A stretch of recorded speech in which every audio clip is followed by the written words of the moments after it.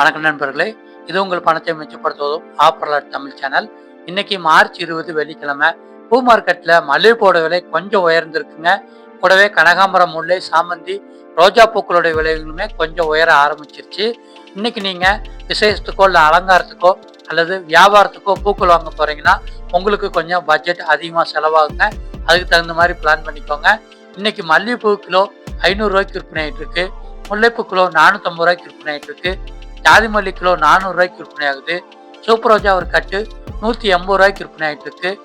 பன்னீர் ரோஜா ஒரு கிலோ 150 ரூபாய்க்கு விற்பனை ஆகுது. பெங்களூர் ரோஜா ஒரு கிலோ 300 ரூபாய்க்கு விற்பனை ஆகுது. சாமந்தி மஞ்சள் கிலோ 240 ரூபாய்க்கு விற்பனை ஆகுது. சாமந்தி வெள்ளை கிலோ 240 ரூபாய்க்கு விற்பனை ஆகுது. கனகாம்பரம் கிலோ 800 ரூபாய்க்கு விற்பனை ஆகிட்டு இருக்கு. சம்மங்கிப்பூ கிலோ 200 ரூபாய்க்கு விற்பனை ஆகிட்டு இருக்கு. அரளிப்பூ கிலோ 250 ரூபாய்க்கு விற்பனை ஆகிட்டு இருக்கு.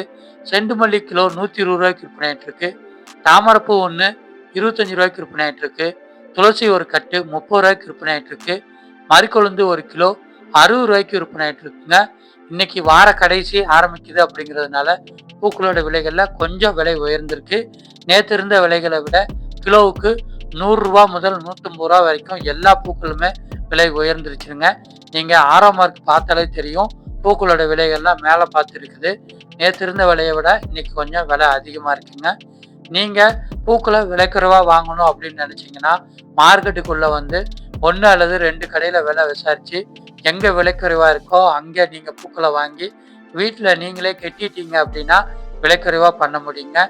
இதே மாதிரி இன்னைக்கு விலைக்குறைவாக கிடைக்கிற காய்கறிகள் மற்றும் பூக்களோட லிஸ்ட் நம்ம சேனலில் இருக்குது.